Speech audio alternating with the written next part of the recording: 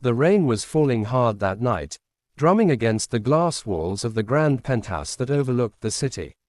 Lightning flashed, briefly revealing the silhouette of a man in a perfectly tailored suit and a woman trembling near the corner. Her name was Elena Carter, 28 years old, 8 months pregnant, and once the shining face of hope for the Carter Foundation. Now, she stood in silence, clutching her stomach as if protecting the fragile life within. The man before her, Victor Hale, was a billionaire tech CEO known for his charm, brilliance, and ruthless ambition. To the world, he was a visionary. To Elena, he had become a storm she couldn't escape. "Do you understand what happens when you make me look weak?" Victor's voice cut through the sound of rain. His words carried venom hidden behind calmness.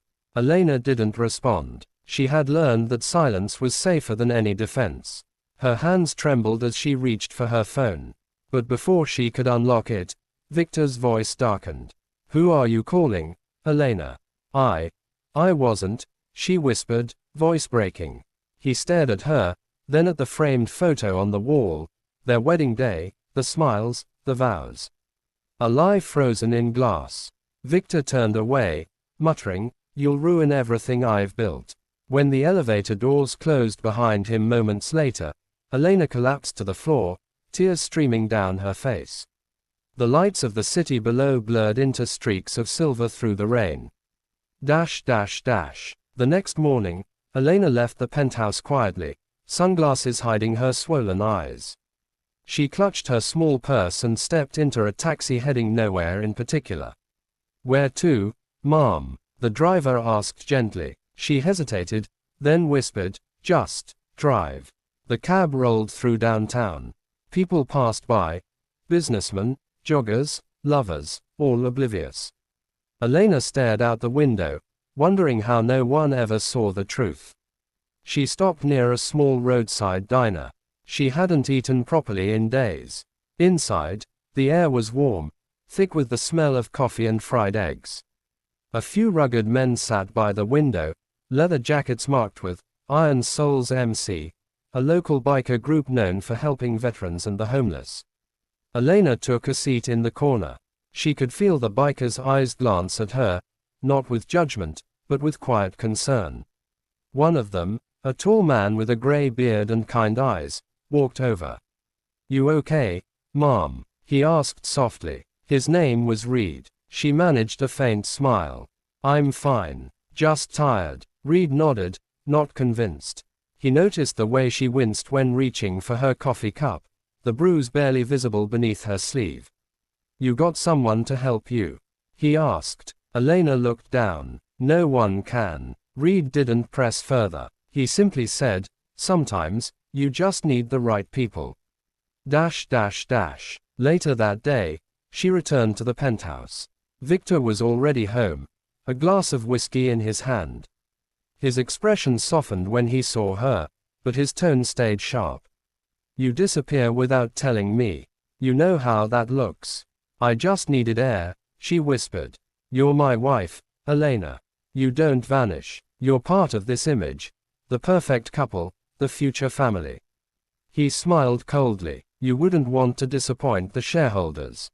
Elena turned away, tears threatening again. Inside, she screamed silently. Days passed. The abuse never came in public, only in shadows. Behind charity galas and red carpets, Victor played the perfect husband. Elena played along, because she was protecting something greater than herself, her unborn child. One night, Victor hosted a private event at the old Carter factory, a symbolic purchase that marked his rise to power. The guests wore suits, laughter filled the hall, and Elena smiled as if her world wasn't crumbling. But when she slipped away to rest, Victor followed, his voice turning cold again. "Always walking away," he said, cornering her near the old assembly line. "I can't keep pretending," she whispered. "This isn't love, Victor. It's control." His expression hardened. "You think anyone will believe you? I own the press, the police, everything." Elena felt her heart sink. For a moment, she believed him. Until a distant rumble echoed from outside. the unmistakable roar of motorcycles. Victor frowned. What the hell is that? Outside the factory, a group of bikers pulled up, engines growling, headlights slicing through the fog. Reed led them, his jacket shining in the dim light. Inside, guests whispered, watching as the sound grew louder. The doors burst open, and Reed stepped in, his voice calm but commanding.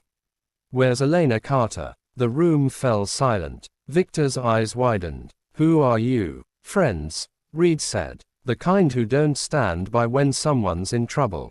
Victor's mask cracked. "You're trespassing." Reed glanced around. "You're hurting her. We don't need an invitation to stop that." Elena stood frozen, tears glistening. For the first time, someone had said it aloud. Someone believed her. Victor laughed bitterly. "You have no idea who I am." Reed stepped closer. "A man who forgot what power is for." Before Victor could respond, another biker, Maria, a fierce woman with scars that told her own story, walked up beside Reed. She looked at Elena gently. "You don't have to stay quiet anymore." Elena broke down, shaking uncontrollably. "He'll destroy me, everything I have." Reed nodded. "Then let us destroy his fear instead." Victor's security moved in, but the bikers didn't flinch. They weren't there for a fight, they were there for truth. Someone among the guests began recording. Another whispered to the press outside. The facade was cracking. Elena took a step forward. Her voice trembled, but it carried strength born of suffering. "You don't get to own people, Victor." He turned, pale with rage. "You'll regret this." "No," she said softly. "You will." The video that surfaced the next morning shattered everything.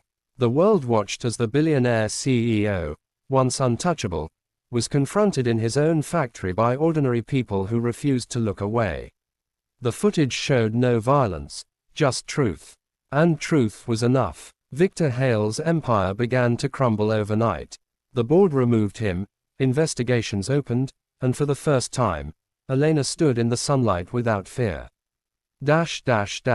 Weeks later, Elena sat in the diner again, sipping tea as the morning light poured in. Her belly was larger now, her baby due any day. Reed walked in, wiping grease off his hands. "You're glowing," he said warmly. She smiled. "I'm free." He sat across from her. "You did that. You found your voice." Elena looked at him with gratitude. "No. You helped me believe it mattered." Outside, the world moved on. But for Elena, life had just begun. When her baby was born, a little girl she named Grace, the bikers were there, standing quietly in the hospital hallway, holding flowers instead of helmets. Reed placed a tiny leather bracelet beside the crib. "A reminder," he said, "that you came from strength." Elena wept softly. "Thank you. For everything." He smiled. "Don't thank us. Just live." Years passed. The world forgot Victor Hale, but they remembered the woman who found her courage, and the bikers who walked in when no one else would.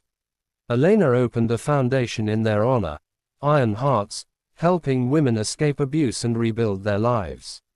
Every year, the bikers rode through the city on Grace's birthday, engines roaring not in anger, but in triumph. And every time Elena heard that sound, she closed her eyes and smiled, remembering the night when hope finally walked through the door.